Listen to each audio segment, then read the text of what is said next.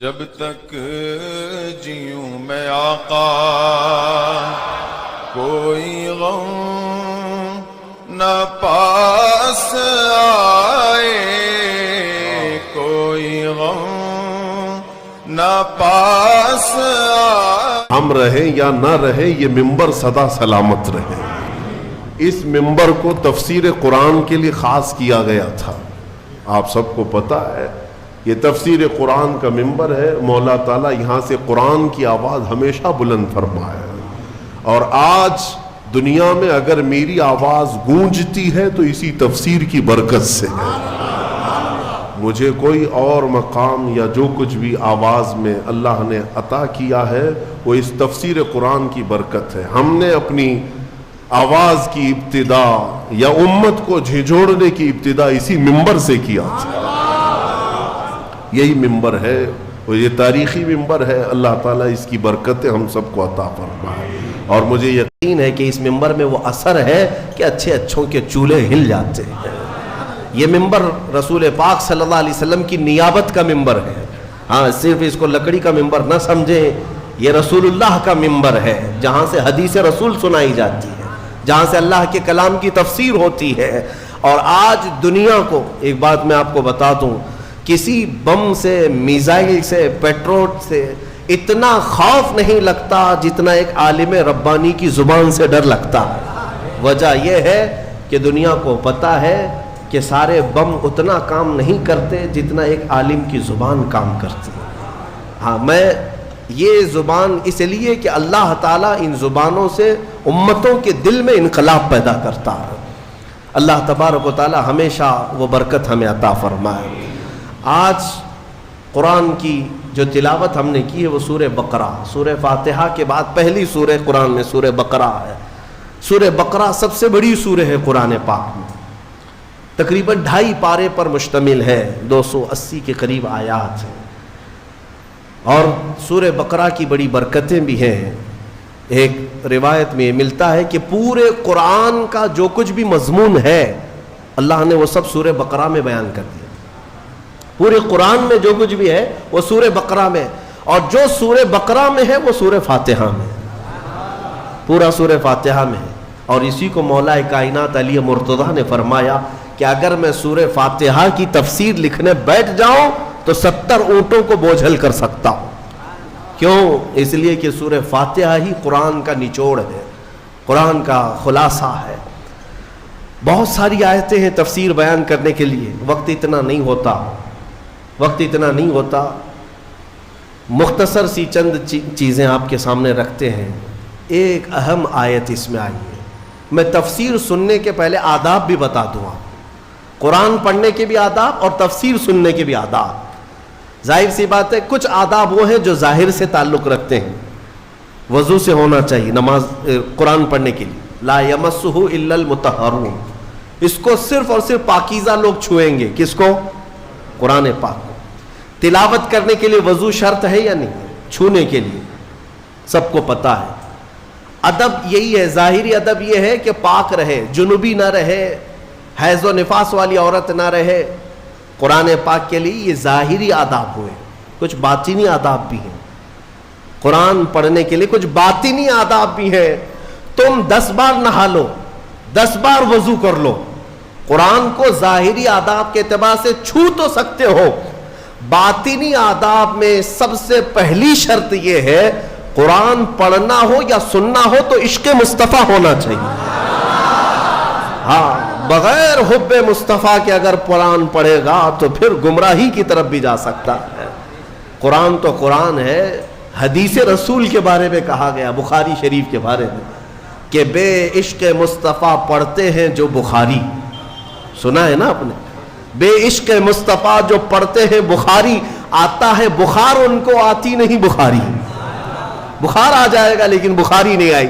جب بخاری کے لیے عشق مصطفیٰ ضروری ہے تو پھر قرآن کے لیے کتنا ہے۔ اس لیے سب سے پہلی چیز میں آپ کو یہ بتا دوں، قرآن پڑھنا ہے یا سننا ہے، عشق مصطفیٰ شرط ہے، شرط ہے۔ محمد کی محبت دین حق کی شرط اول ہے، اسی میں ہو اگر خامی تو سب کچھ نامکمل ہے۔ قرآن کی ایک آیت سنا ہوگا نا آپ نے، لقد جاءکم من اللہ نور، قد جاءکم من اللہ نور و کتاب مبین، مشہور آیت ہے۔ اللہ فرماتا ہے بے شک اللہ کی طرف سے ایک روشن کتاب، قد جاءکم من اللہ نور و کتاب مبین، بے شک اللہ کی طرف سے ایک نور آیا اور ایک روشن کتاب، ایک نور آیا اور ایک روشن کتاب۔ توجہ چاہتا ہوں، کیا چیزیں آئی اللہ کی طرف سے؟ ایک نور آیا اور ایک روشن کتاب۔ نور کون ہے سنیوں کو سمجھانے کی ضرورت نہیں، دوسرے لوگ تعویل کرتے ہیں نور سے مراد وہ ہے، نور سے مراد یہ ہے، ہم تو کہتے ہیں صبح طیبہ میں بٹتا باڑا، صدقہ لینے نور کا آیا ہے تارا۔ ارے ہمارا مزاج تو یہ ہے، بریلی کے امام نے ہمیں یہ سمجھایا ہے، وہی تو جوبن ٹپک رہا ہے، وہی تو جوبن ٹپک رہا ہے، وہی تو اب تک چھلک رہا ہے۔ ہم نہانے میں جو گرا تھا پانی کٹورے تاروں نے بھر لیے تھے۔ یعنی یہ ستاروں کی جو چمک ہے نا، تم کیا سمجھتے ہو؟ سائنٹیفک اعتبار سے کہتے ہیں کہ سورج کی روشنی کھینچ کر رات کو تارے چمکتے ہیں۔ ہم نے سوال کیا پھر سورج کس کی روشنی کھینچتا ہے؟ سورج کس کی روشنی کھینچتا ہے؟ وہ روشنی سمجھنے کے لیے بریلی کے امام کی زبان میں پڑھنا پڑے گا، سورج ہو کہ چاند ہو۔ اعلیٰ حضرت فرماتے ہیں کہ اتار کر ان کے رخ کا صدقہ، اتار کر ان کے رخ کا صدقہ، وہ بٹ رہا تھا نور کا باڑا، اچھل اچھل کر جبی، یہ چاند و سورج اچھل اچھل کر جبی کی خیرات مانگتے تھے۔ معراج کی شب میں چاند سورج اچھل اچھل کر جبی کی خیرات مانگتے تھے کہ اللہ یہ تیرے حبیب کا جو اترن ہے نہانے میں جو گرا ہے اور پیشانی مبارکہ سے جو پانی ٹپکا ہے، چاند کہتا ہے وہ میری جھولی میں دے دیا جائے اور سورج کہتا ہے میری جھولی میں دے دیا جائے۔ جو بات میں عرض کر رہا ہوں وہ یہ ہے کہ قرآن میں اللہ نے کیا فرمایا؟ بے شک اللہ کی طرف سے تمہارے پاس کیا آیا؟ ایک نور آیا اور دوسرے روشن کتاب۔ جس کو ہم نے آج پڑھا وہ روشن کتاب، تراویح میں جو پڑھا وہ کون سی کتاب ہے؟ روشن کتاب۔ روشن ہی ہے حقیقت میں، جو پڑھتا ہے وہ بھی روشن ہوتا۔ روشن کتاب آئی اور ایک نور آیا، دونوں کا کیا کمبینیشن ہے؟ دونوں کا کیا تعلق ہے؟ اللہ کی طرف سے ایک نور آیا اور ایک روشن کتاب۔ یہاں اگر ایسا ہوتا کہ بے شک اللہ کی طرف سے کتاب آئی اور ایک نور آیا، نہیں، اللہ کی طرف سے ایک نور آیا پھر روشن کتاب۔ پتہ یہ چلا لائٹ سب بند کر دیں اور کتاب کھولیں، کیا پڑھ پاؤ گے؟ پڑھ پاؤ گے؟ ساری لائٹ میں بند کرتا ہوں اور تمہارے سامنے کتاب رکھتا ہوں، پڑھو، کچھ نہیں پڑھ پاؤ گے۔ ادھر سے ادھر انگلیاں پھیر سکتے ہو، پڑھنے کے لیے روشنی ہونا یہ ضروری ہے، بغیر روشنی کے کتاب نہیں پڑھی جا سکتی۔ اسی لیے آیت میں اللہ نے فرمایا بے شک اللہ کی طرف سے پہلے کیا آیا؟ نور آیا، پھر کیا آئی؟ روشن کتاب۔ اب اس روشن کتاب کے لیے یہ کرنٹ والی لائٹ نہیں، نور مصطفیٰ کی روشنی ضروری ہے۔ جب نور مصطفیٰ میں پڑھو گے تو اس کتاب سے ہدایت بھی پاؤ گے۔ الحمدللہ اہل سنت و جماعت کے حصے میں وہ ہدایت آئی کہ ہم عشق مصطفیٰ کی زبان میں قرآن پڑھتے ہیں۔ الحمدللہ آج بہت ساری باتیں تھی لیکن ایک آیت کی طرف میں لے جاتا ہوں۔ کچھ لوگوں کو قرآن سے ایسی ایسی چیزیں نکالنے کی عادت ہے کہ کہیں حضور کی شان میں کچھ کمی نظر آ جائے، کہ حضور پاک صلی اللہ علیہ وسلم کو یہ نہیں تھا، وہ نہیں تھا، ان کو وہی چیزیں ملتی ہیں، حالانکہ قرآن کا مفہوم وہ نہیں ہے، سمجھ کا ان کے قصور ہے، عربی سے نابلد ہے، ناآشنا ہے، کچھ بھی اٹکل پچھو مار کے ترجمے میں گمراہ ہو جاتے ہیں۔ لیکن قرآن نے آداب سکھائے۔ توجہ چاہتا ہوں، آج ہم نے ایک آیت پڑھی ہے سورہ بقرہ میں، اللہ تعالیٰ فرماتا ہے یا ایھا الذین آمنوا لا تقولوا راعنا وقولوا انظرنا واسمعوا وللکافرین عذاب علیم۔ اے ایمان والو راعنا مت کہو، راعنا مت کہو۔ کیا مطلب ہے اس کا؟ تھوڑا سا عربی میں سمجھا دوں۔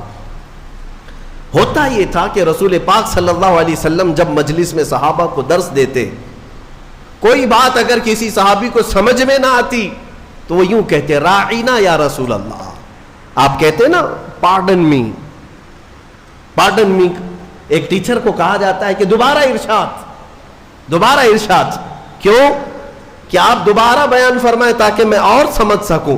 تو صحابہ کیا کہتے تھے؟ راعنا یا رسول اللہ، اے رسول اللہ ہماری رعایت کر دیجئے تھوڑی سی، یعنی ہم جلد نہیں سمجھ پائے، اور ایک بار بیان کر دیجئے. لیکن اسی زمانے میں راعنا صحابہ کس نیت سے کہتے تھے؟ اے اللہ کے رسول ہماری رعایت کیجیے. اسی زمانے میں یہودیوں کی زبان میں راعنا کا ترجمہ غلط تھا. راعنا کا مطلب ہوتا تھا ہمارا چرواہا، ہمارا چرواہا. تو ہوتا یہ تھا کہ صحابہ کہتے تھے راعنا یا رسول اللہ ہماری رعایت کر دیجئے اے اللہ کے رسول. یہودی جو سنتے تھے تو مذاق اڑاتے تھے. دیکھو مسلمانوں کو اپنے ہی نبی کو اپنا چرواہا کہتے ہیں، اپنے ہی نبی کو اپنا چرواہا کہتے ہیں. وہ ٹھٹا مار کر کے ہنستے تھے، مذاق اڑاتے تھے. لیکن مجھے بتاؤ میرے عزیزو، کسی صحابی کے دل میں یہ نیت تھی؟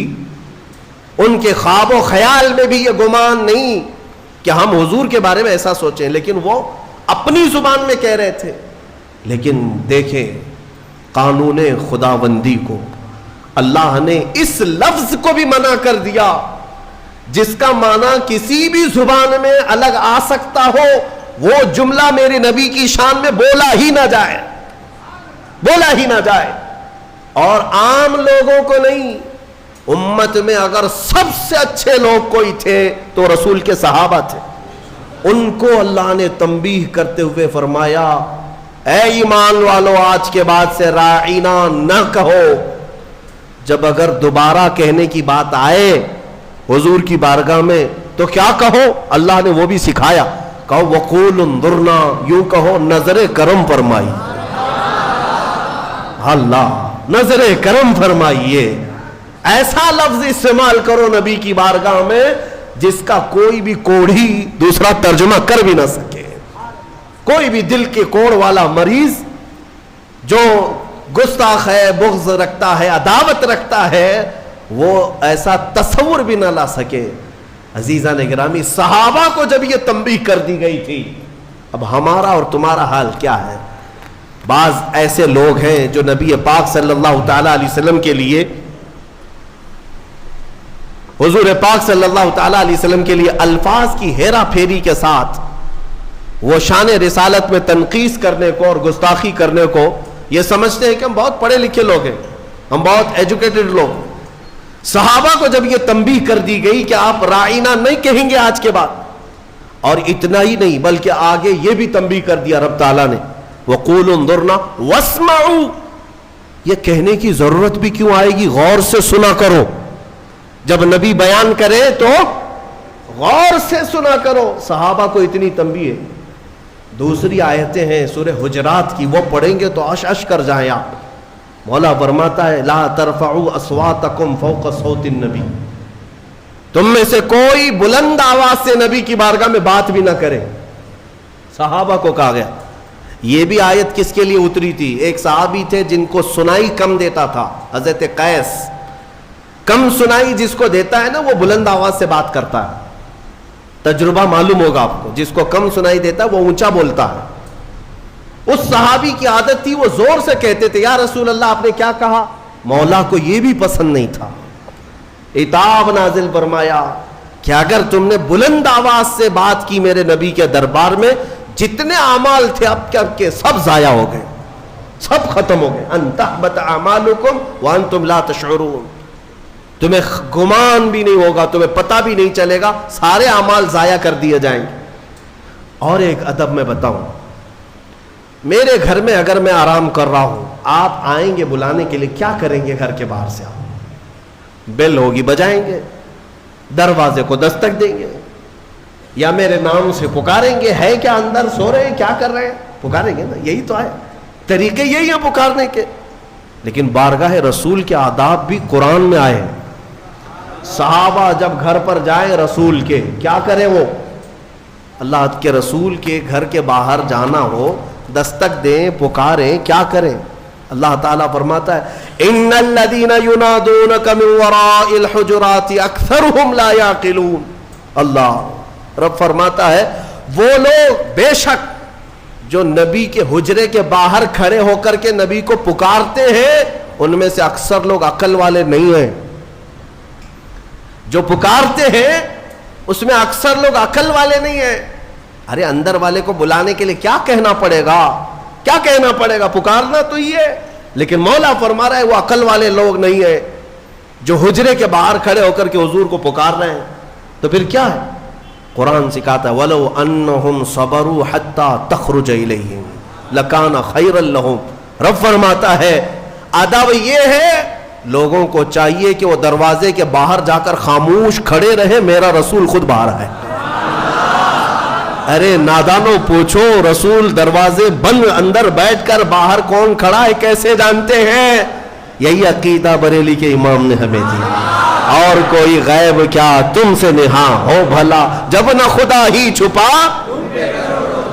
رسول پاک کو خبر تو ہے کہ دروازے کے باہر کون کھڑا ہے, اسی لیے قرآن کہہ رہا ہے جاؤ تو ہاتھ باندھ کر کھڑے رہو, بس میرا رسول خود ہی باہر آئے گا. پکارنے کے لیے ہم اور آپ ہیں, ہم مجھے پکارو, ہو سکتا ہے مجھے پتہ ہی نہیں باہر کون ہے, لیکن رسول کے لیے نہیں. ایک صحابی آئے, وہ دعا کرانے کے لیے آئے تھے گھر سے, غریب تھے, تنگ دست تھے, ان کے ماں باپ کا انتقال ہو گیا تھا. یہ سوچ کر کے گھر سے نکلے آج میرے والدین کی مغفرت کی دعا کراؤں گا اور میری غریبی دور ہو جائے, تنگ دستی دور ہو جائے, اس کے لیے حضور سے سفارش کروں گا. آئے لیکن دیکھا مجمع ایسا حضور کو سمیٹے بیٹھا ہے, بڑے بڑے صحابہ سامنے, ان کو جانے کی ہمت نہیں ہوئی, دور بیٹھے رہ گئے. عصر سے مغرب تک انتظار کیا, موقع نہیں ملا. مغرب کی اذان ہوئی, نماز کے لیے میرے آقا تشریف لائے. نماز کے بعد پھر حضور بیٹھے, لیکن بڑے بڑے صحابہ نے گھیر لیا. یہ غریب صحابی تھے, دور کھڑے رہ گئے, کہاں پھلان پھلان کر کے جاؤں گا, پیچھے کھڑے رہے. عشاء کی اذان ہو گئی, عشاء تک موقع نہیں ملا, عشاء کی نماز پیچھے پڑے. اور عشاء کے بعد میرے آقا صلی اللہ علیہ وسلم سیدھے اپنے گھر میں جاتے تھے, اب بیٹھک نہیں ہوتی تھی. اب عشاء کی نماز کے بعد حضور اپنے حجرے کی طرف نکلے. یہ صحابی کہتے ہیں میں نے سوچا موقع تو آج دن بھر نہیں ملا, ہاتھ باندھے پیچھے پیچھے چلتے رہے. حضور اپنے دروازے پر پہنچ گئے اور پیچھے مڑ کر کہتے ہیں جا اللہ تیری غریبی دور کرے, تیرے ماں باپ کی مغفرت کرے. کس نے کہا میرے نبی سے, کس نے کہا؟ میرے عزیزو, اسی لیے تو ہمارا عقیدہ یہ ہے کہ وہ دلوں کی بھی سنتے ہیں, اس کی بھی سنتے ہیں جسے بولنا نہیں آتا. وہ لکڑیوں کی جب سنتے ہیں, ہرن کی جب سنتے ہیں, تو امتیوں کی کیوں نہیں سنیں گے؟ ہم یہاں سے پکارے وہ وہاں سے سنے, مصطفیٰ کی سماعت پہ دور و نزدیک کے سننے والے وہ کان, کان لالے کرامت پہ. اسی لیے سنیوں میں کہتا ہوں کہ تفسیر بھی سننا ہو تو عشق مصطفیٰ کے ساتھ سنو. مزہ ہی کچھ اور ہے کہ اپنے نبی کو چھوڑ کر محفل کون سی ہوتی ہے. رسول جس محفل میں نہ ہو تو محفل کہاں ہے, اسے محفل نہیں کہا جاتا. بلے شاہ میاں رحمت اللہ علیہ بڑے صوفی بزرگ ہیں, وہ کہتے ہیں جس دل میں حضور کی یاد نہ ہو اس دل میں کتے بستے ہیں, کتے ہوتے ہیں, جانور بستے ہیں. حقیقت ہے دل اسی کو کہتے ہیں جس میں حضور کی یاد آئے. دل ہے وہ دل جو تیری یاد سے معمور رہا, سر ہے وہ سر جو تیرے نام پہ قربان گیا. ہاں دل اور سر وہی ہے جو حضور کے لیے ہو, حضور کے لیے نہ ہو تو پھر یہ کدو کا ایک ٹکڑا ہے اور دل جو ہے سینے کے اندر وہ گوشت کا ایک چھتڑا ہے اور کچھ نہیں. ہاں بس ان کی حیثیت اتنی ہے, دونوں کندھوں کے بیچ میں ایک کدو کا ٹکڑا ہے اور سینے کے اندر گوشت کا ایک چھتڑا ہے. اسے دل مت کہنا اور اسے سر مت کہنا. دل کہنے کے لیے ضرورت اس بات کی ہے کہ دیکھو پہلے اس میں حب مصطفیٰ ہے یا نہیں. سر کہنے کے لیے ہر ایک کو سر مت کہنا, بلکہ اعلیٰ حضرت فرماتے سر صرف وہی ہے جو ان کے قدموں پہ قربان ہونے کو تیار ہے, وہی سر ہے. بہرحال آج کی اس تفسیر میں ہم نے بارگاہ رسول کا ادب پڑھا ہے. اسی لیے اے میرے عزیزوں, حضور پاک صلی اللہ تعالی علیہ وسلم کو چھوڑ کر دنیا کا کوئی علم نہیں ہے, کوئی علم نہیں. واللہ اعلیٰ حضرت فرماتے ہیں ذکر خدا بھی جو ہے اللہ کا ذکر کرنے کے لیے جب بھی کھڑے ہوں گے, اگر اس میں مصطفیٰ کا ذکر نہیں آیا تو اسے ذکر خدا کہا ہی نہیں جائے گا. ذکر خدا ہے ہی نہیں. ذکر خدا جو ان سے جدا چاہو نجدیو, واللہ ذکر حق نہیں کنجی سقر کی ہے. فرماتے ہیں یہ جہنم کی چابی ہے. حضور کا ذکر چھوڑ کر کے اگر تم کہتے ہو بخدا خدا کا یہی ہے در, نہیں اور کوئی مفر مقر. اس کو میں سمجھاؤں آپ کو. اعلیٰ حضرت فرماتے ہیں مفر کا مطلب ہوتا ہے بھاگنے کی جگہ, اور مقر کہتے ہیں ٹھہرنے کی جگہ. حضور کو اگر چھوڑو گے تو نہ بھاگنے کی جگہ ہے نہ ٹھہرنے کی جگہ ہے. ہبلی میں نہیں, پوری دنیا میں. ہاں, نہ بھاگنے کی جگہ ملے گی نہ ٹھہرنے کی جگہ ملے گی حضور کو اگر چھوڑو گے. اگر کوئی یہ سمجھتا ہے نا ہمارے پاس جگہ ہے ہمارے پاس کس کے, ہاں پی ایم کے چرنوں میں ہے, سی ایم کے چرنوں میں ہے ہمارے پاس جگہ, تو جتنے دن راج کرنا ہو 4 دن کی چاندنی ہے. پھر دیکھنا ایک وقت آئے گا جب تمہاری روح قبض ہوگی, سامنا میرے مصطفیٰ کا کرنا ہوگا, اور پھر ملائکہ تمہیں بتائیں گے, اور قیامت کا دن تو یہ حساب کا ہوگا. دیکھنی ہے حشر میں عزت رسول اللہ, وہاں کسی کی نہیں چلنے والی, کسی کی نہیں ہے. خلیل اللہ کو بھی حاجت رسول اللہ. عزیزان گرامی وقار, بخدا خدا کا یہی ہے در, نہیں اور کوئی مفر مقر. جو وہاں سے ہو یہیں آ کے ہو, جو یہاں نہیں تو وہاں نہیں. تفسیر قرآن کے لیے بھی حضور پاک صلی اللہ تعالی علیہ وسلم کی محبت شرط ہے, شرط ہے. حضور کو چھوڑ کر ایک ابھی سوشل میڈیا میں گمراہی پھیلانے والے کئی ایسے موسمی کیڑے آتے رہتے ہیں, اور آج مجھے جوانوں کو بتانا اس لیے بھی ضروری ہے کہ یہ اپنا آدھا دین جو ہے سوشل میڈیا پر ہی سمجھ بیٹھے ہیں. ہاں, ان کا سب سے بڑا استاد تو علامہ گوگل ہے. مولانا گوگل سے پوچھیں گے, نام بھی اسی سے پوچھیں گے, مسئلے بھی اسی سے پوچھیں گے, اور گوگل صاحب سب بتا دیتے ہیں. تو جس کا استاد گوگل ہے وہ سنے, وہ سنے. ہر چیز اس میں جو آ جاتی ہے وہ صحیح نہیں ہوتی. ہاں, شہد دکھائے زہر پلائے, قاتل ڈائن شوہر کش, اس مردار پہ کیا للچانا دنیا دیکھی بھالی. اعلیٰ حضرت نے اس کی بہت پہلے تشریح کر دی تھی. یہ وہ دنیا ہے جو تمہیں شہد دکھاتی ہے اور زہر پلاتی ہے. کچھ لوگ ایسے آئے ہوئے ہیں اس میں.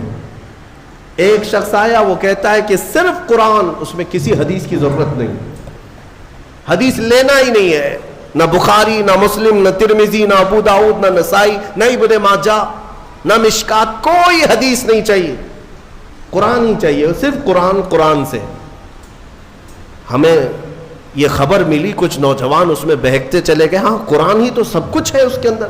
جب اللہ نے فرمایا سارا بیان ہم نے قرآن میں اتار دیا ہے, کوئی خشکی تری چھوڑا ہی نہیں, سب کچھ قرآن میں ہے, تو پھر حدیث کی کیا ضرورت. وہ شک ڈالتے ہیں.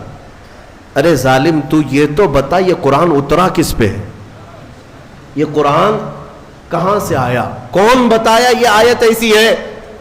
حضور کو چھوڑے گا تو ایک آیت بھی تجھے نہیں ملے گی. قرآن کس نے سنایا؟ ارے حضور پر وہی اترتی تھی, حضور سنائے صحابہ کو, تو قرآن لکھا گیا. اگر حضور بیان نہ کرتے تو کیا قرآن آتا؟ آج نبی پاک کو چھوڑ کر کچھ لوگ یہ کہتے ہیں کہ کسی حدیث کی ضرورت نہیں, صرف قرآن, صرف قرآن. اے میرے عزیزوں, اس طرح کی گمراہیوں سے اپنے آپ کو بچا لو. میں حدیث میں یہ بھی بتا دوں, حضور پاک صلی اللہ علیہ وسلم نے یہ بھی بشارت 1400 سال پہلے دی. فرمایا ایک زمانہ تم پر آئے گا, ایک شخص آئے گا جو تکیے پر ٹیک لگا کر بیٹھا رہے گا اور پھر لوگوں سے کہے گا کہ صرف قرآن ہی کافی ہے, کسی حدیث کی ضرورت نہیں. حضور نے 1400 سال پہلے بتایا تھا. 1400 سال پہلے حضور نے آگاہ فرمایا کہ ایسی گمراہ لوگوں سے, اور حضور نے یہ بھی فرمایا یہ وہ لوگ ہیں جن کے لیے قرآن حلق سے نہیں اترتا, انہیں قرآن کی سمجھ نہیں ہے, لیکن وہ قرآن کے ذریعے پوری دنیا کو گمراہ کرنے کی کوشش کرتے. اے میرے عزیزوں, قرآن کو صرف گوگل سے نہیں, صرف فیس بک سے نہیں, بلکہ علماء صالحین باعمل عاشقان مصطفیٰ سے پڑھا کرو, تو پھر تمہیں ہر آیت کا مفہوم بھی سمجھ میں آ جائے, ورنہ ادھر کا ادھر مارتے رہ جاؤ گے. میں آپ کو بتاؤں ایک مثال, اللہ نے اپنے رسول سے فرمایا وَوَجَدَكَ ضَالًّا فَهَدَى, سورہ والضحیٰ میں اللہ نے فرمایا وَوَجَدَكَ ضَالًّا فَهَدَى. ضال کا مطلب عربی میں گمراہ، بھٹکا ہوا ہے، ایک معنی یہ ہے۔ ایک خصوصیت ہے عربی کی، ایک ورڈ کے کئی معنی آتے ہیں، کئی معنی آتے ہیں، عربی کی خصوصیت ہے۔ کچھ الفاظ تو ایسے ہیں جن میں ایک ورڈ ہے 70 معنی ہیں، الگ الگ معنی نکلتے ہیں۔ یا عقل والا دیکھ کر کے ترجمہ کرے گا یہاں کیا مراد ہے۔ فار ایگزامپل العین، یہ عربی کا ایک ورڈ ہے جو آنکھ کو بھی کہتے ہیں، گھٹنے کو بھی عین کہتے ہیں، سورج کو بھی عین کہتے ہیں، پانی سے جو چشمہ نکلتا ہے نا سوتا، اسے بھی عین کہتے ہیں، اور پوری ذات کو بھی عین کہتے ہیں۔ کتنے معنی ہو گئے؟ سب ڈیفرنٹ ہیں۔ آنکھ کو بھی عین، گھٹنے کو بھی عین، سورج کو بھی عین، پانی کے چشمے کو بھی عین، ذات انسان کو بھی عین۔ تو اب اگر کہیں یہ کہہ دے کسی نے یہ کہہ دیا کہ میری عین سے پانی آ رہا تھا، تو ترجمہ کرنے والا ہے کہ ہاں مولانا کے گھٹنے سے پانی آ رہا تھا، ہاں، یا ترجمہ یہ کرو شاید مولانا کے سورج سے پانی آ رہا تھا۔ ارے میاں یہاں سورج کہاں سے آ گیا؟ ہاں، عقل والا اتنا تو ترجمہ کرے گا۔ اگر یہ کہہ رہے میری عین سے پانی آ رہا تھا تو شاید ان کی آنکھ سے پانی آ رہا۔ سمجھ میں آیا؟ ہاں، اتنی تو سمجھ ماشاءاللہ ہمارا مجمع رکھتا ہے۔ اگر میں ایک جملہ کہہ دوں تو ترجمہ آپ خود ہی کر لیں گے۔ مثال کے طور پر اگر میں یہ کہہ دوں عربی میں کہ آج عین 6:30 بجے نکل گیا، تو آپ ترجمہ کیا کریں گے؟ مولانا کا گھٹنا 6:30 بجے نکل گیا، یہ کریں گے؟ آپ کیا کریں گے؟ سچ بتاؤ۔ سورج۔ الحمدللہ، یہ عقل ہے، یہ اتنی سمجھ ہے کہ سورج آج 6:30 بجے نکل گیا، یہ مطلب ہے۔ لیکن آؤ، جس کی مت ماری جاتی ہے، جس کے اندر عشق مصطفیٰ نہ ہو، کوڑ ہو، وہ ایسے ہی ترجمے کرتا ہے۔ ضال کا مطلب ہوتا ہے راستہ چھوڑا ہوا، بھٹکا ہوا۔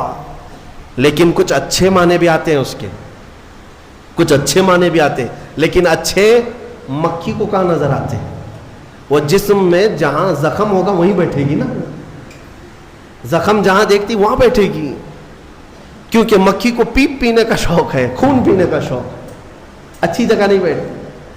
بہرحال بلا تشبیہ و بلا تمثیل، حضور پاک صلی اللہ علیہ وسلم کو جب اللہ نے فرمایا وَوَجَدَكَ ضَالًّا فَهَدَىٰ، اے محبوب ہم نے آپ کو ضال پایا، تو کچھ لوگوں نے یہاں یہ تیر مار دیا، اے رسول ہم نے آپ کو بھٹکا ہوا پایا تو اب ہدایت دے دیا، آپ کو گمراہ پایا تو ہدایت دے دیا۔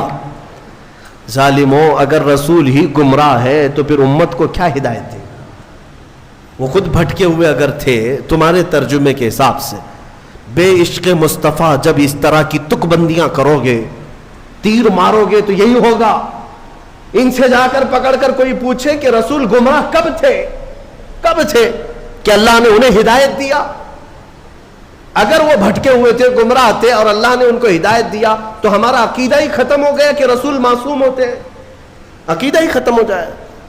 اسی لیے پھر ایسے جملوں کو سمجھنے کے لیے عشق کے امام کے دربار میں جانا ہو، جو حضور کی محبت بھی رکھتا ہو۔ اور وہ بریلی کے امام کی بارگاہ میں جب ہم پہنچتے ہیں، پوچھتے ہیں وَوَجَدَكَ ضَالًّا فَهَدَىٰ کا کیا مطلب نکلتا ہے، تو وہ عشق میں ڈوبی ہوئی زبان سے کہتا ہے اے محبوب ہم نے آپ کو اپنی محبت میں خود رفتہ پایا تو اپنی طرف راستہ دے دیا۔ کیا ترجمہ ہے؟ خود رفتہ کا مطلب کیا ہوا؟ محبوب کو ڈھونڈنے کے لیے کبھی کوئی ادھر جا رہا ہے، کبھی ادھر جا رہا ہے، اس کو بھٹکا ہوا نہیں کہتے، اپنے محبوب کو تلاش میں سرگرداں ہے۔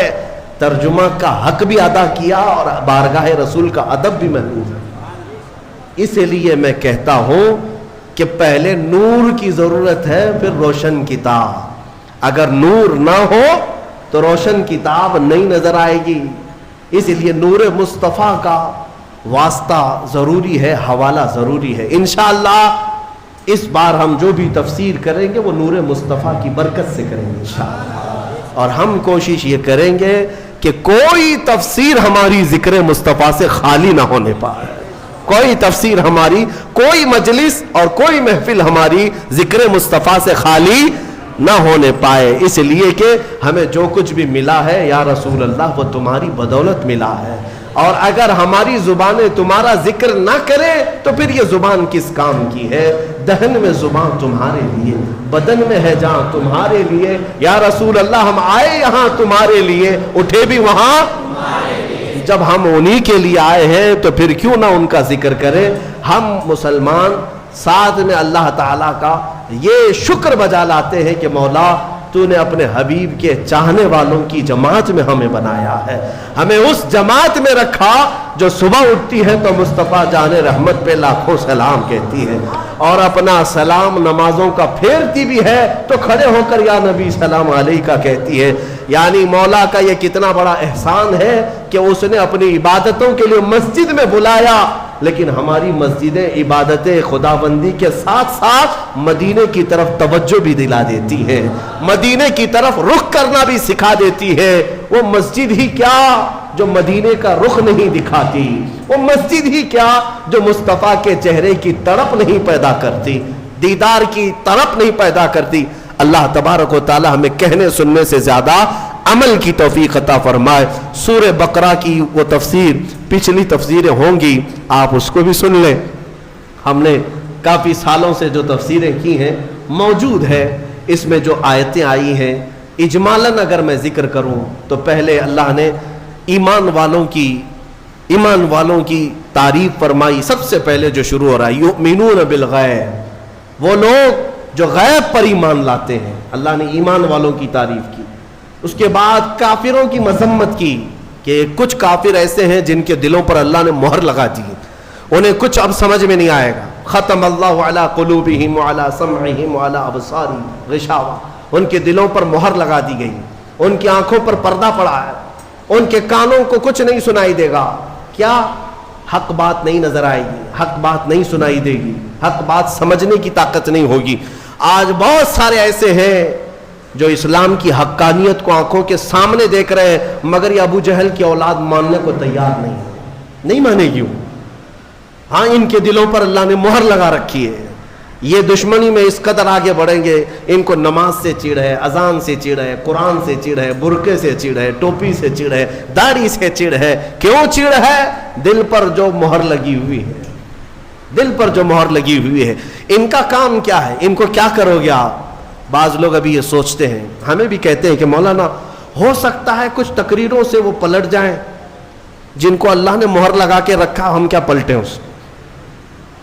اللہ نے اپنے رسول سے کہا انک لا تسمع الموتى، اے رسول ان مردوں کو آپ سنا نہیں سکیں گے۔ ان کو اللہ نے مردہ فرمایا۔ جو دشمنی میں جل رہا ہے اسے چھوڑ دیں، اسے چھوڑ دیں، ان قریب اللہ کی پکڑ میں وہ گرفتار ہوگا۔ ہاں، اگر انجانے میں کوئی بھٹکا ہوا ہے تو اس کو ہدایت دینے کے لیے کوشش ضرور کرنی چاہیے۔ تو جن کے دلوں پر مہر لگا ہے ان کا کوئی سروکار نہیں، نہ قرآن سے، نہ حدیث سے، نہ ہماری تقریروں سے، نہ نماز سے۔ تیسری ایک جماعت ہے جس کی مذمت میں اللہ نے 13 آیتیں نازل کی، 5 آیتیں مومنوں کی شان میں، 2 آیتوں کافروں کے لیے، 13 آیتیں ایک جماعت کے لیے آئی۔ وہ کون سی جماعت ہے میاں؟ مذبذبین بین ذالک لا الہ ہؤلاء ولا الہ ہؤلاء۔ قرآن کہتا ہے یہ وہ ہے جو مومنوں میں بھی نہیں ہے، کافروں میں بھی نہیں ہے، نہ ادھر کی ہے نہ ادھر کی ہے، ادھر کی ہے۔ اعلیٰ حضرت نے بھی فرمایا نہ ادھر کی ہے نہ ادھر کی ہے بلکہ ادھر کی ہے۔ یہ منافقین کی جماعت ہے۔ منافقین کی مذمت میں اللہ نے 13 آیتیں بیان کی، اور اللہ نے ان کی سب صفتیں بیان کی ہے۔ کیا کیا کر، جب مال ملنے لگتا ہے تو کہتے ہیں ارے یہی تو حق مذہب ہے، ہاں اسی میں چلنے لگ جاتے ہیں، دوڑنے لگ جاتے ہیں۔ جہاں اسلام پر کوئی مصیبت آئی کہا ہم پہلے ہی بولتے نہیں تھے یہ بہت ڈینجر راستہ ہے، یہ بہت ڈینجر راستہ ہے۔ ہاں، ہم سے بہت سارے لوگ یہ کہیں گے ابھی اچھا چل رہا ہے، ارے مولانا کیا کہتے ہیں آپ، بہت اچھا ہے، بہت اچھا ہے۔ اور کبھی اگر ہمارے اوپر کوئی پکڑ آئی یا کوئی مصیبت میں نازل آئے، ہم پہلے ہی کہتے تھے مولانا بہت بولتا تھا، پہلے ہی بولتے تھے ہم، کیا ضرورت تھی، گھر میں بیٹھنا چاہیے تھا۔ مدینے کے کچھ منافقین جنگ احد کے بارے میں بھی ایسے ہی کہنے لگے، جب مسلمانوں کو شکست ہوئی جنگ احد میں تو واویلا مچائے. ہم پہلے ہی بولتے تھے نہیں جانا چاہیے تھا, ارے اپنے پاس اتنا ہتھیار نہیں, کچھ نہیں ہے, کیا ضرورت تھی جانے کی. یہ منافقین کی جماعت, ان کی اللہ نے صفات بھی قرآن میں بیان کر دی. اور میں کہتا ہوں میرے عزیز, میں نے اپنی ایک تفسیر میں کہا بھی تھا, یہ چوہے ہیں, چوہے اپنی جماعت میں یہ چھپے ہوئے چوہے ہیں. یہ غدار لوگ جو ہوتے ہیں یہ کرتے کیا ہیں؟ سیم چوہا گھر میں جو رہتا ہے نا, چھوٹا ہوتا ہے لیکن بڑی بڑی تار کاٹ دیتا ہے. کبھی کرنٹ کی تار کاٹ دیا, کبھی گیس کی پائپ لائن کٹ کر دیا. کرنٹ کی تار کھا جاتا ہے تو بجلی سپلائی بند, لائٹ بھی نہیں چل رہی, کچھ بھی نہیں ہو رہا. اور گیس کی پائپ کھا جاتا ہے کبھی تو گیس لیک ہو جائے, گھر بھی جل سکتا ہے تو چوہا چھوٹا لیکن تار کاٹ دیتا ہے, تار کاٹ دیتا ہے. منافق یہی ہے, گھر کے اندر رہتا ہے, مین تار کاٹتا ہے کہ مدینے سے بجلی سپلائی آ ہی نہ سکے, مدینے سے کوئی تمہارا پاور پہنچ ہی نہ سکے, تار کاٹ دو. مومنوں کو اسلام سے جڑی ہوئی جو شناختیں ہیں یہ کاٹ دیتا ہے. اور منافقین سے بچنے کے لیے کرنا کیا چاہیے؟ کیا کرو گے, کیسے پہچانو گے ان کو؟ جماعت کے اندر جو موجود ہوتے ہیں غدار منافقین, جو اپنی قوم کو بیچ آتے ہیں, ان کی داڑھی ٹوپی سفید جبے کبے پہ مت جانا, ہاں یہ کوئی علامت نہیں, یہ ایمان والوں کی. منافقین جو دین کو بیچ آتے ہیں ان سے بچنے کے لیے سیم وہی تھیوری ہے. گھر میں چوہے کو بھگانے کے لیے کیا کرتے؟ دوا نہیں میاں, دوا مارنے سب دوا نہیں ہوتے, دوا زہریلی ہوتی ہے, آپ کو بھی اثر کر جائے گی. سمپل سی بات ہے, بلی پال لو. کیا کرتے ہیں؟ بلی پالتے ہیں. اور بلی کیا ہے, سارے چوہوں کو پکڑ لے گی کیا؟ نہیں پکڑے گی. میاؤں میاؤں کہتی ہے تو چوہے بھاگ جاتے. بلی کی آواز سے چوہے نہیں آتے. ہمارے بزرگوں نے فرمایا اسی طرح یہ چھپے ہوئے غدار اور منافقین جو چوہے ہیں تمہاری جماعت کو کاٹتے ہیں, ان سے ان کو دور بھگانے کے لیے علماء صالحین اور عاشقین کو اپنی جماعت میں رکھا کرو. ہاں, محلے میں ہر آبادی میں وہ عالم برحق ہونا چاہیے جو رسول پاک کا عشق رکھتا ہے. وہ میاؤں میاؤں کرتا رہے گا, یہ چوہے بھاگتے رہیں گے. ہاں, ان سے تمہاری حفاظت ہوگی. عزیزان گرامی, منافقین کی مذمت میں اللہ نے 13 آیتیں بیان کی. اس کے بعد اس بارے میں آدم علیہ السلام کی تخلیق کا ذکر ہے, موسیٰ علیہ السلام کی امت کا ذکر ہے, اور سورہ بقرہ جس وجہ سے یہ ہوئی ہے نام اس کا, وہ پورا واقعہ موجود ہے. بنی اسرائیل میں ایک گائے کو ذبح کیا گیا تھا. اب ظاہر سی بات ہے گائے کے ذبح کی تفسیر بیان کروں گا تو کچھ لوگوں کو لگے گا کہ یہاں پر بھی آتنک والی زبان استعمال کی جا رہی ہے. ارے اس پر تو بینڈ ہے, بنی اسرائیل میں بینڈ نہیں تھا. بنی اسرائیل کی بات کر رہا ہوں.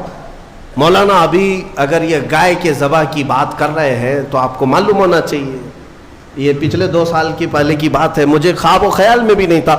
سورہ بقرہ کی ہم تفسیر کر رہے ہیں, کوئی صاحب کہہ رہے ہیں گائے پر تو بند ہے نا. ارے میاں, بنی اسرائیل میں بند نہیں تھا, وہ 4000 سال پہلے کی جماعت ہے, ان کے زمانے میں. اور وہ بھی کھانے کے لیے نہیں, وہ تو حضرت موسیٰ علیہ السلام کا ایک معجزہ ظاہر کرنا تھا.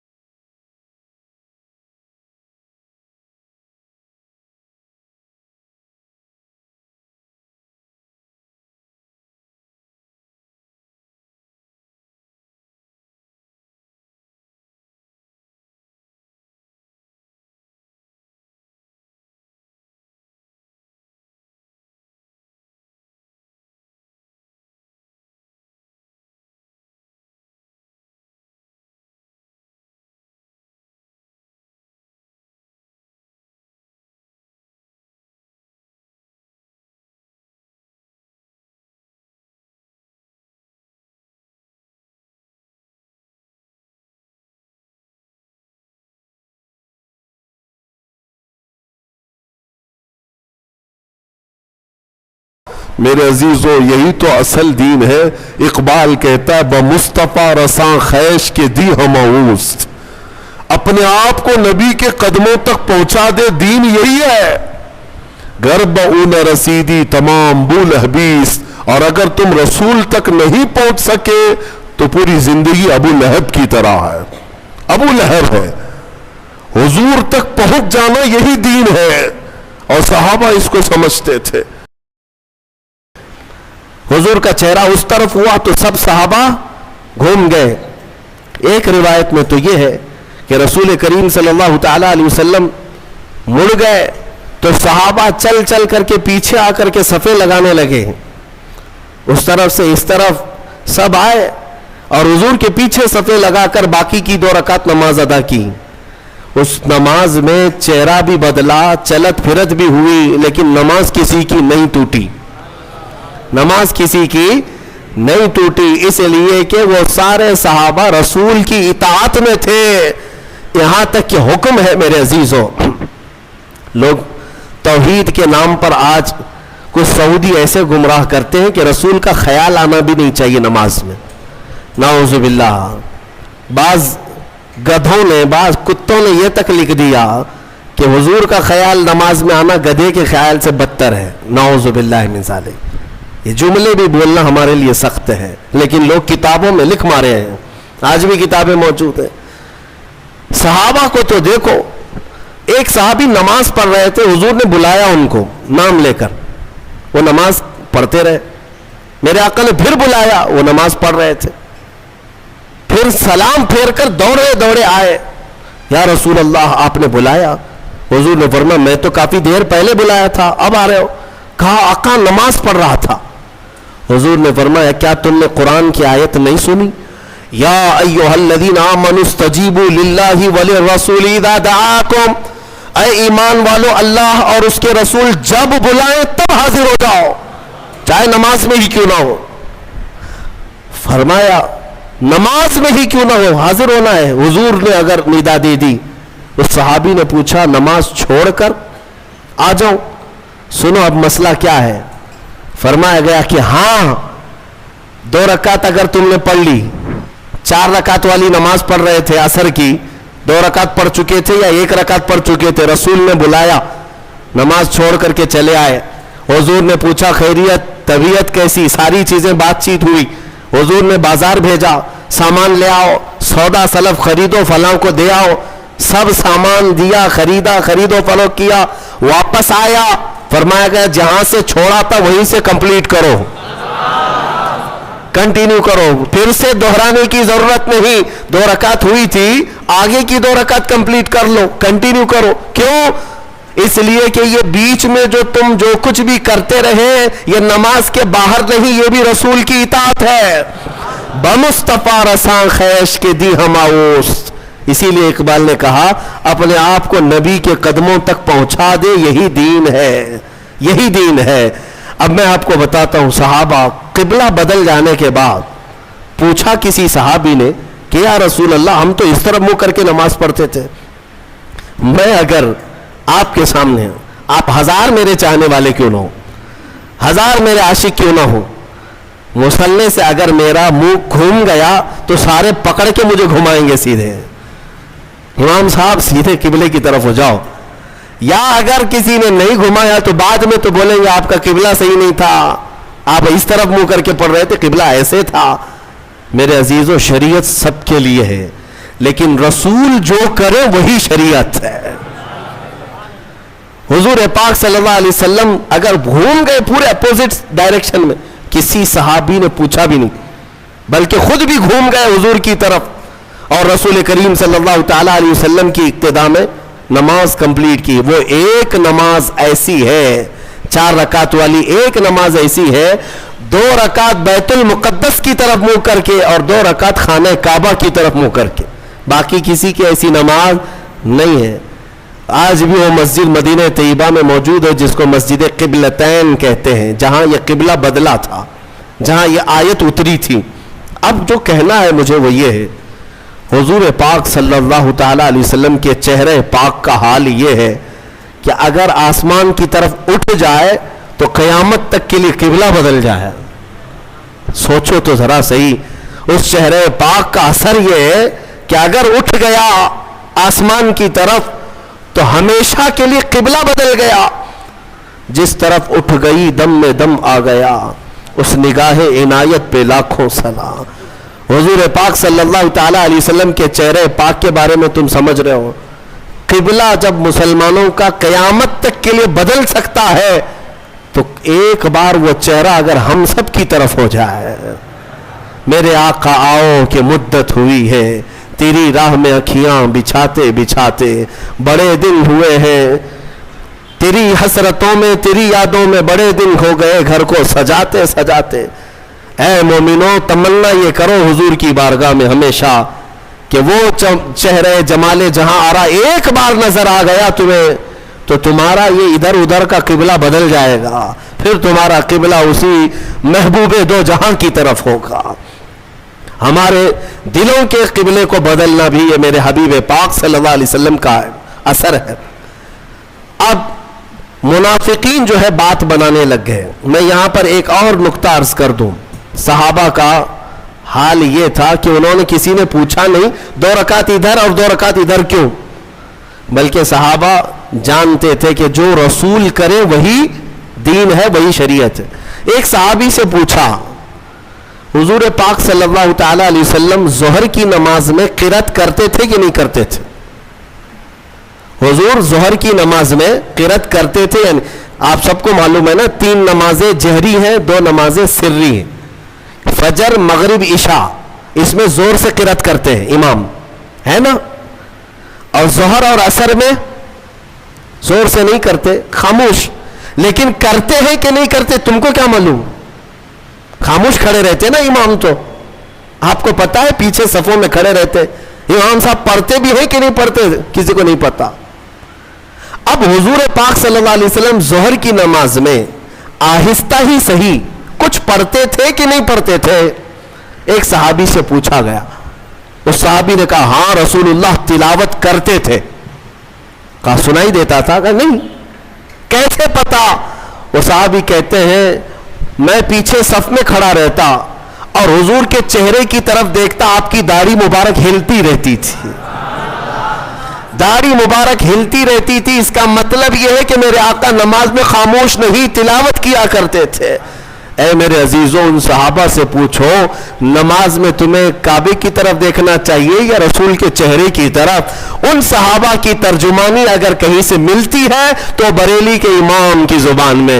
وہ کہتا ہے حاجیوں آؤ شہنشاہ کا روضہ دیکھو, کعبہ تو دیکھ چکے, کعبے کا کعبہ دیکھو, کعبے کا کعبہ دیکھو. صحابہ جو دیکھتے تھے وہ کیا تھا؟ کعبے کا کعبہ تھا, اور وہ ان کی نمازیں نہیں ٹوٹتی تھیں. ہاں آپ سب چاہے کتنا بھی بڑا امام ابھی آئے, آپ کو حکم نہیں ہے کہ امام کی طرف دیکھتے رہو, آپ کو حکم نہیں ہے آپ کعبے کی طرف منہ کر کے رکھو. اب کے زمانے میں امام کے پیچھے ہیں آپ, لیکن امام کو دیکھتے مت رہو نماز میں کہ امام کی ٹانگ اٹھی ہے یا پیر اٹھا ہے, پیجامہ نیچے آیا ہے, کیا ہو رہا ہے اس کا نماز میں, یہ تمہیں حکم آج نہیں ہے. نماز میں اگر کھڑے ہو گئے تو قبلے کی طرف منہ رہے. صحابہ اکرام کا حال یہ تھا کہ وہ اپنے رسول کو دیکھا کرتے. اتنا ہی نہیں میرے عزیزوں, اتنا ہی نہیں, ایک اور بات میں بتا دوں. آج مدینہ طیبہ میں اگر آپ جائیں گے, اللہ سب کو حاضری نصیب فرمائے. یہ حضور کا محراب اس طرف ہے سامنے, حضور پاک صلی اللہ تعالی علیہ وسلم کا محراب سامنے ہے. اور جب محراب کی طرف منہ کر کے کوئی کھڑا رہے گا تو بائیں ہاتھ کی جانب حضور صلی اللہ تعالی علیہ وسلم کا حجرہ, جو روضہ ہے آج بھی حضور کا, وہی حضور کا حجرہ تھا جس میں میرے آقا صلی اللہ علیہ وسلم حضرت عائشہ صدیقہ رضی اللہ تعالیٰ عنہا کے ساتھ قیام فرماتے. وہ حجرہ عائشہ صدیقہ ہے جس میں میرے آقا دفن ہے. آج کہاں ہے وہ؟ یہ سامنے محراب اور ادھر بالکل بائیں سائیڈ میں حجرہ ہے حضور کا, دروازہ بھی اس کا وہی تھا. جب اقامت یہاں بولتا مؤذن, حضور حجرے سے نکلتے تھے, اور جب حضور حجرے سے نکلتے صحابہ کھڑے ہو جاتے تھے اور صفیں لگ جاتی تھی. اندازہ کرو قبلہ ادھر ہے اور حضور کا حجرہ ادھر ہے بائیں جانب. حضور اکرم صلی اللہ تعالی علیہ وسلم کی وفات سے چند دنوں پہلے کی بات ہے, یہ آخری ایام ہے ظاہری زندگی کے. جب رسول کریم صلی اللہ تعالی علیہ وسلم علالت میں تھے، تکلیف بہت زیادہ تھی، بخار کی شدت تھی، 1 مہینے تک بخار کی شدت رہی سفر کے مہینے میں. ان دنوں میں بعض مرتبہ ایسا ہوا حضور اکرم صلی اللہ تعالی علیہ وسلم اپنے حجرے سے نکلتے تو 2 صحابہ کے کندھوں پر ہاتھ رکھ کر کے آتے تھے. تکلیف کی شدت تھی لیکن پھر بھی مسجد میں آ جاتے تھے. لیکن آپ کی وفات سے چند دن پہلے ایسے حالات پیش آئے کہ حضور اپنے حجرے سے باہر نہیں آتے تھے. صحابہ کی نمازیں کون پڑھاتا تھا؟ حضرت ابو بکر صدیق پڑھاتے تھے. مصلی پر آپ بڑھتے، نمازیں آپ پڑھاتے. 17 نمازیں حضرت ابو بکر صدیق نے پڑھائی. ایک روایت میں پڑھتا ہوں تو آنکھیں بھیگ جاتی ہیں. مغرب کی اذان ہو چکی، صفیں لگ چکی، مؤذن اقامت بول چکا، حضرت ابو بکر صدیق مصلی پر جا چکے، تکبیر باندھ لیے. اچانک حضور کا حجرہ کھل گیا. کئی دن سے میرے آقا آئے نہیں تھے. جیسے حجرہ کھلا سارے صحابہ مڑ کر کے میرے آقا کی طرف دیکھنے لگ گئے. قبلے کی طرف نہیں، حجرے کی طرف سب مڑ گئے. اور جب رسول کریم صلی اللہ تعالی علیہ وسلم کے چہرے پاک کی چمک دیکھا، سارے صحابہ کے دلوں میں ایسی رقت طاری ہو گئی، ان کی آوازیں بلند ہو گئی. بعض نے ہاتھ پر آواز مار مار کر کے کہا ابو بکر پیچھے آ جاؤ، آفتاب رسالت آ چکے ہیں، رسول کریم صلی اللہ تعالی علیہ وسلم آ چکے. میں یہ نماز کی حالت کی بات کر رہا ہوں. نماز کی حالت، صحابہ جانتے تھے کہ رسول کی رضا ہی یہ اللہ تک پہنچنے کا ذریعہ ہے. اگر رسول کو راضی کر لیا تو ساری عبادتیں ہیں، اور اگر وہ راضی نہ تو ساری عبادتیں فضول ہیں. صحابہ اکرام رضوان اللہ تعالی علیہ مجمعین نے جب آواز لگائی تو وہ ابو بکر صدیق مصلی پر جو ہے میرے عزیزوں، مصلی پر جا چکا امام، تکبیر باندھا ہوا امام، جب آواز آئی پیچھے سے تو وہ خود بھی بائیں جانب مڑ کر دیکھتے ہوئے پیچھے کی طرف آنے لگ گئے. نماز توڑ کر کے نہیں، رکعت باندھ کر کے پیچھے کی طرف آنے لگ گئے. رسول کریم صلی اللہ تعالی علیہ وسلم جب تشریف لائے تو مصلی پر میرے آقا صلی اللہ تعالی علیہ وسلم کو بٹھایا گیا. یہ کیسی نمازیں تھیں، کیسی نماز. ہم اور آپ اگر حرکت بھی کریں تو نماز ٹوٹ جائے، نماز باطل ہو جائے، فاسد ہو جائے. لیکن رسول کے لیے اگر چہرہ پھر بھی گیا تو نماز باطل نہیں، بلکہ میں کہتا ہوں وہی تو عین نماز ہے. ظالمو، تم کہتے ہو رسول کا خیال آنا، معاذ اللہ رب العالمین برے کلمات کہتے ہو، گدھے کے خیال سے بدتر ہے. ان صحابہ سے پوچھو، وہ اللہ رب العزت کی عبادت کرتے تھے لیکن رسول کے چہرے کو بھی دیکھا کرتے تھے.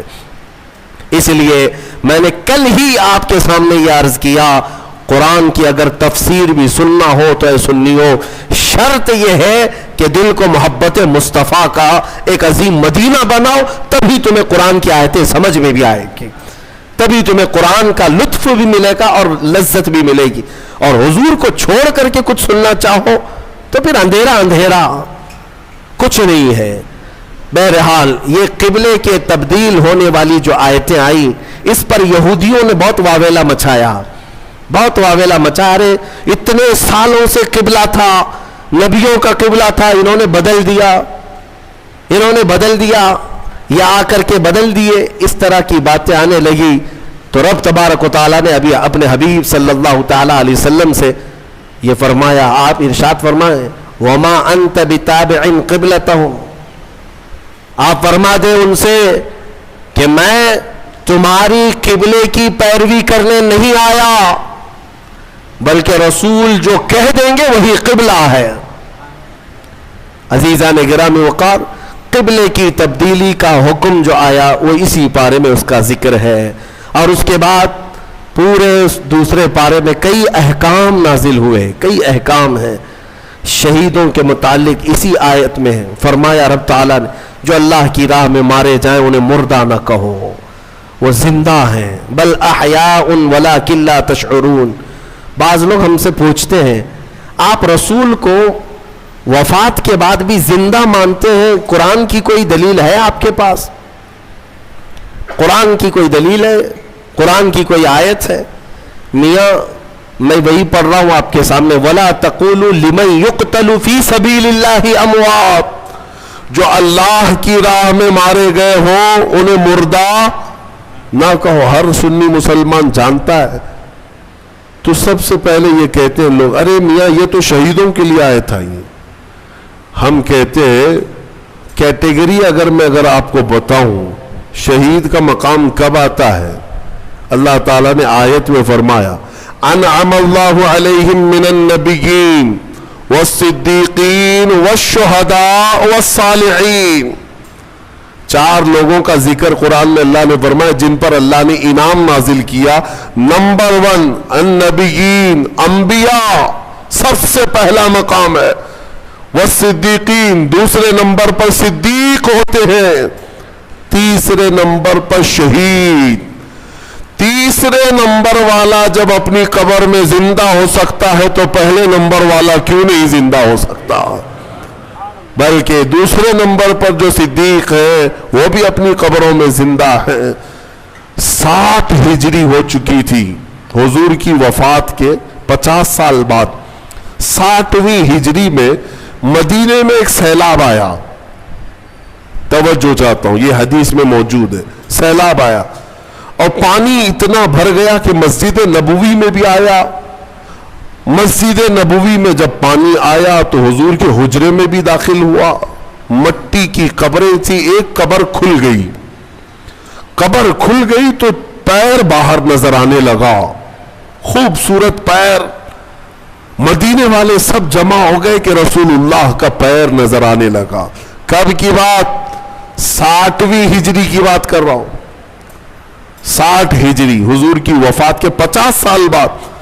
تو صحابہ بھی جمع ہوئے، اس میں پھر ایک تابعی حضرت عروہ بن زبیر رضی اللہ، وہ آگے بڑھے اور انہوں نے کہا، غور سے دیکھا، قدم کو چھوا بھی اور لوگوں سے کہا، اے مدینے والوں، یہ اللہ کے رسول کا قدم نہیں، یہ عمر ابن خطاب کا قدم ہے، میں اچھی طرح سے جانتا ہوں، واللہ ہذہ لقدم عمر، قسم خدا کی یہ پیر عمر ابن خطاب کا ہے۔ اور روایت بیان کرنے والے کہتے ہیں کہ پیر کو جب چھوتے تھے تو خون اپنی جگہ سے ہٹ جایا کرتا تھا، جیسے زندوں کو چھوئیں تو خون ادھر سے ادھر ہوتا ہے۔ یہ 60ویں ہجری میں کس کا پیر؟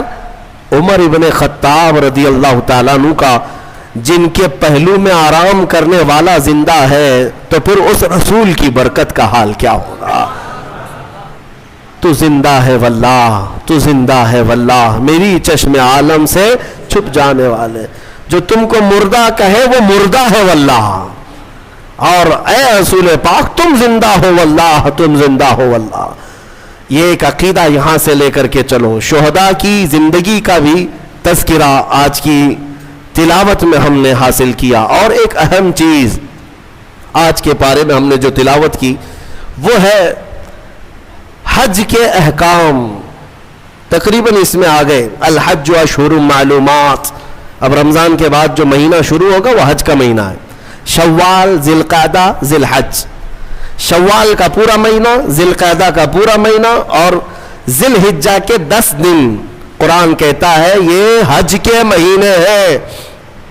فمن فرض فیہن الحج، جس پر حج فرض ہو گیا پھر وہ کوئی گناہ نہ کرے، فلا رفث ولا فسوق ولا جدال فی الحج، زنا، خواہشات نفسانیہ، یا پھر جھگڑا، یا پھر کوئی ایسا فسق والا عمل نہ کرے، حج جس پر فرض ہو گیا۔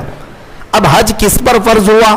ہمارے ہاں تو یہی حال ہے کہ بیٹی کی بھی شادی ہو چکی ہو، بیٹے کی بھی ہو چکی ہو، سب کے عقیقے بھی ہو چکے ہوں، ان کے تمام کام سب ہو چکے ہوں، بال سفید ہو گئے ہوں، کمر ٹیڑھی ہو گئی ہوں، تب حج فرض ہو رہا ہے۔ میاں حج کیا فرض ہو رہا ہے؟ اس وقت تو قبر فرض ہونے والی ہے۔ ابھی حج جو ہے عمر کے اعتبار سے فرض نہیں ہے۔ صاحب استطاعت کسے کہتے ہیں؟ حج پر جانے اتنی رقم تمہارے پاس ہے، 1 مہینہ حج کے لیے لگتا ہے، اور جاؤ گے تو تمہارے گھر والوں کو راشن پانی مل جائے گا 1 مہینے کا تو حج فرض ہو گیا. 50 لاکھ کا گھر بنا لیتے ہیں, 5 لاکھ کا حج نہیں ہو سکتا.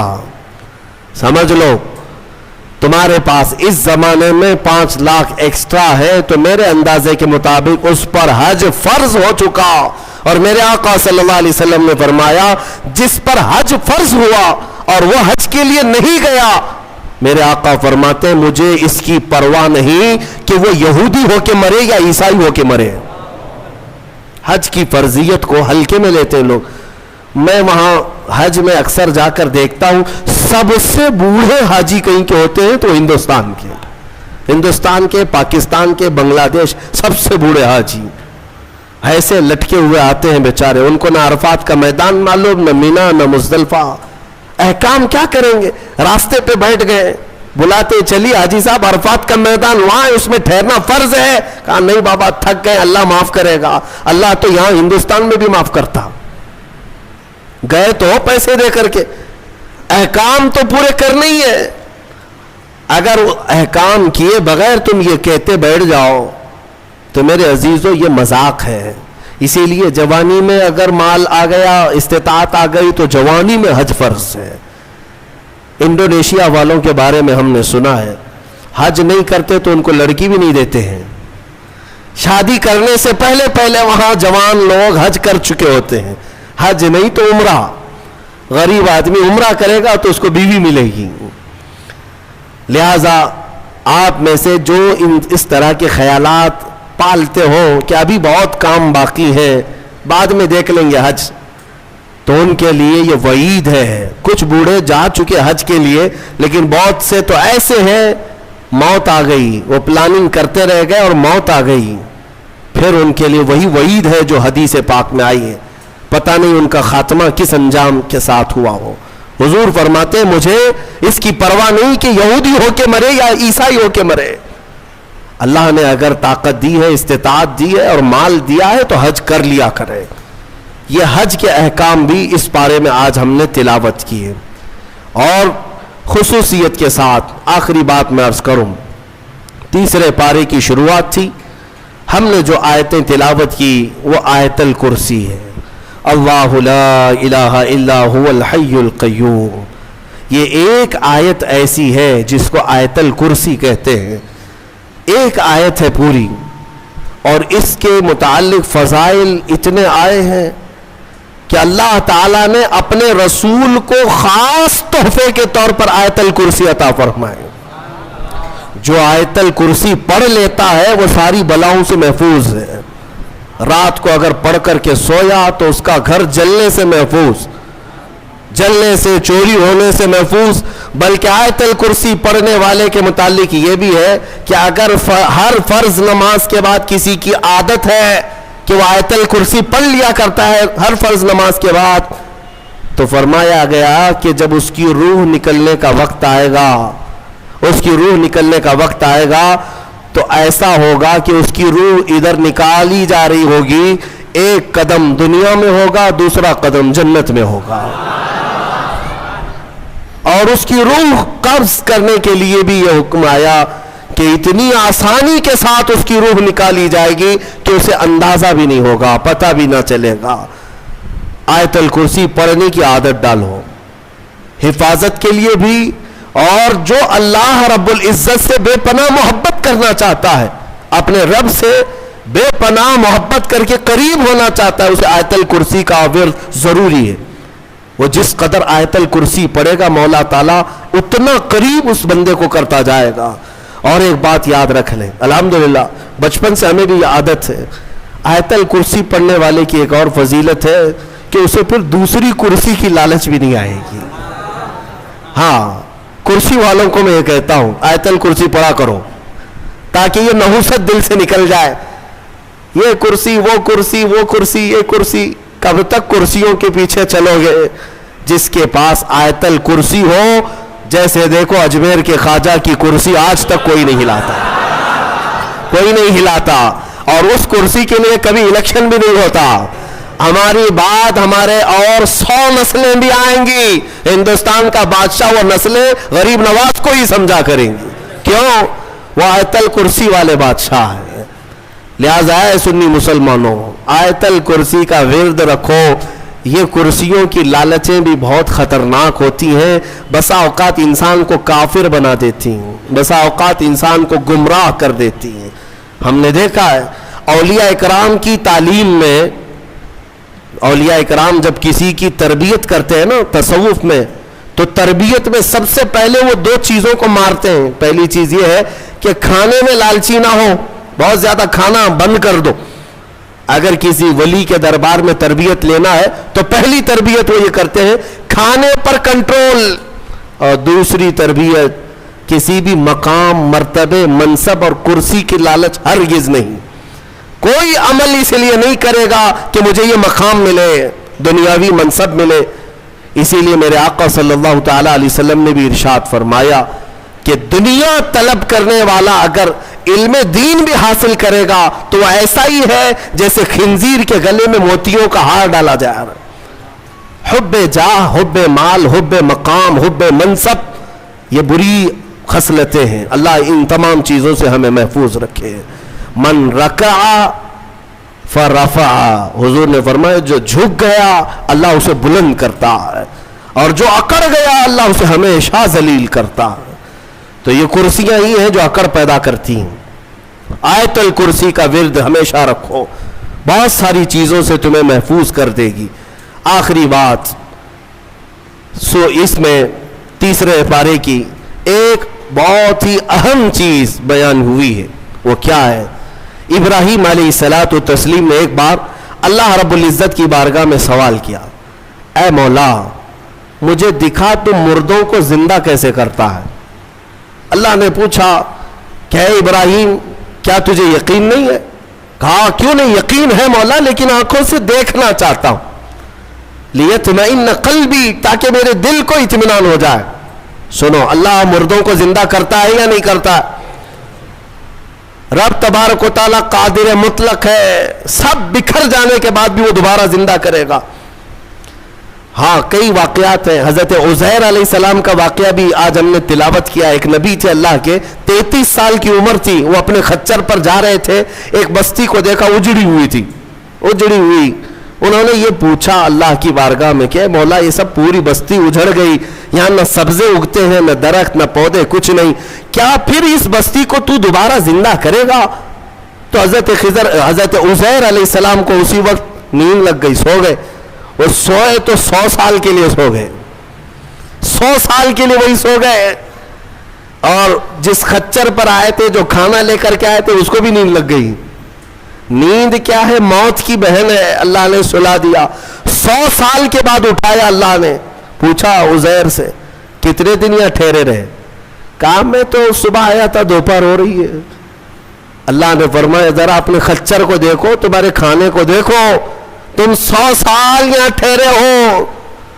حضرت عزیر جب اٹھے اور گئے تو ان کی عمر تو 33 تھی، ان کی عمر تو 33 سال ہی تھی. مولا 100 سال سلایا، اس کے بعد بھی جوان ہی اٹھایا.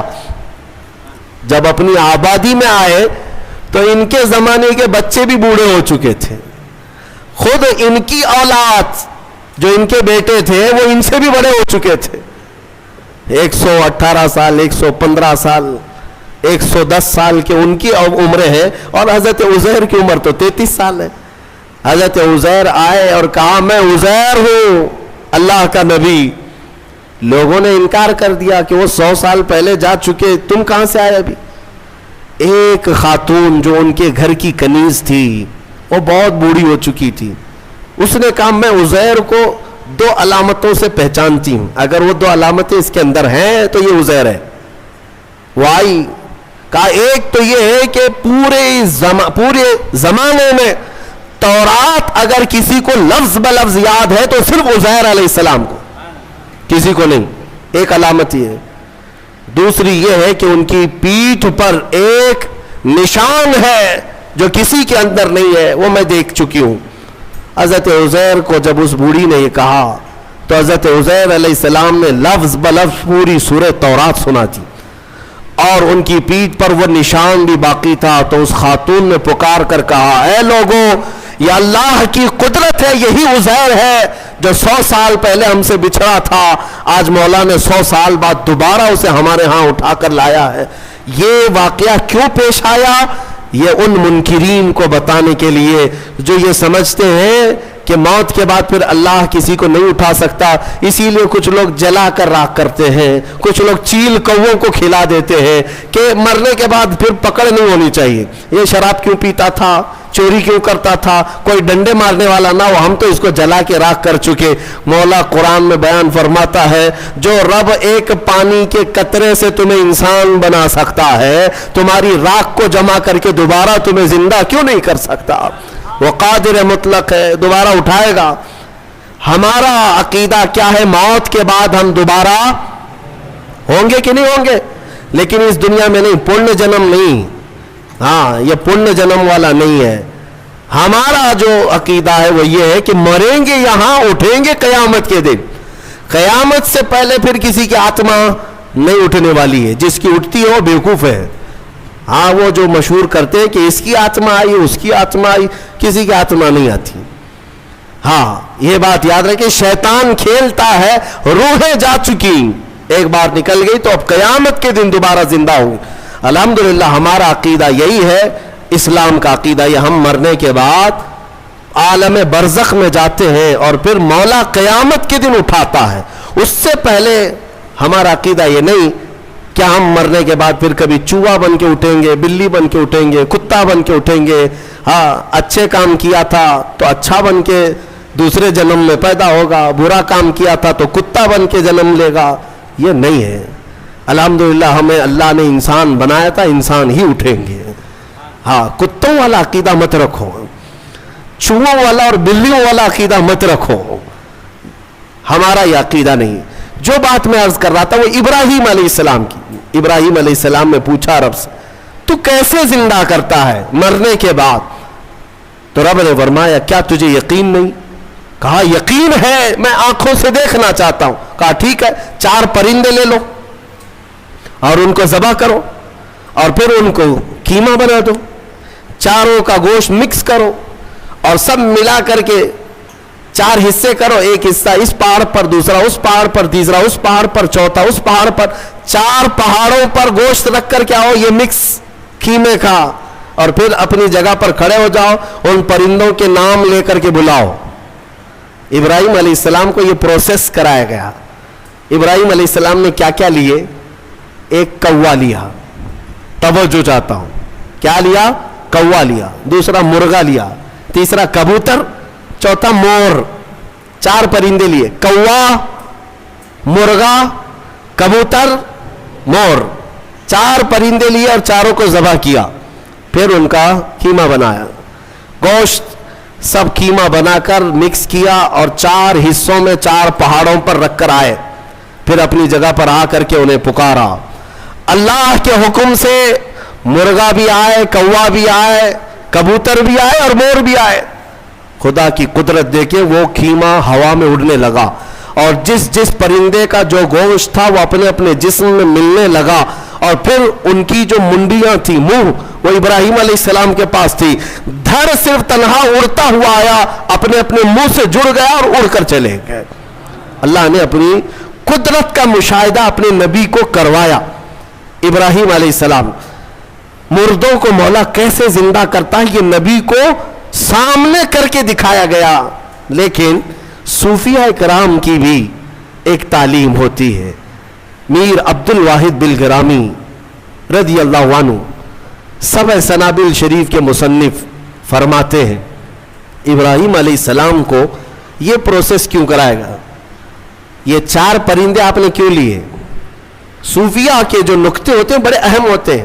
میں نے 4 پرندے کہا، یاد ہے نا 4 پرندے؟ ہاں، وہ ایسی ہی نہیں ہے کہ فارمیلٹی کے لیے میں نے آپ کے سامنے گنا دیے۔ توجہ، کوا، مرغا، کبوتر، مور، یہی 4 پرندے کیوں؟ ابراہیم علیہ السلام نے جو لیے، اولیاء کرام کی ایک جماعت کا کہنا یہ ہے کہ اصل میں ان پرندوں کی ایک خصوصیت ہے، ایک خصوصیت ہے۔ کوے کی خصوصیت ہے لالچ بہت ہوتی ہے اس کے اندر، لالچی بہت ہے، اس کا پیٹ کبھی نہیں بھرتا۔ ارے پورے پورے مردے بھینسوں پر بیٹھتا ہے, اس کو ایسا لگتا ہے کہ پورا کھا جاؤں گا, لیکن ہوتا اتنا پیٹ ہے. لالچ ہے, بہت زیادہ لالچ. دوسرا پرندہ ہے مرغا. مرغے کے اندر شہوت بہت زیادہ ہے, شہوت, عورتوں کی خواہش. مرغا بہت زیادہ شہوتی ہوتا ہے, ہمیشہ مرغیوں کو دوڑاتا رہے, یہ شہوت اس کی خصلت ہے. تیسرا کبوتر. کبوتر کے اندر دوستی کرنے کی عادت بہت ہوتی ہے, جلدی دوست بنتا ہے. سارے پرندوں میں سب سے زیادہ مانوس ہونے والا پرندہ کبوتر ہے. ایک دن پال لو اس کے بعد رہ ہی جاتا ہے, دوستی کرنے والا پرندہ. چوتھا مور ہے. مور کی خصوصیت یہ ہے کہ وہ اپنے حسن کو دکھانے کا شوق بہت رکھتا ہے. چار لوگ بھی کھڑے ہو گئے تو پورے پر کھول دے گا اور ناچتا ہے تو خوبصورت, لیکن دکھانے کی خواہش زیادہ ہے, ریاکاری, اپنے حسن کا مظاہرہ کروانا, یہ مور کی عادت ہے.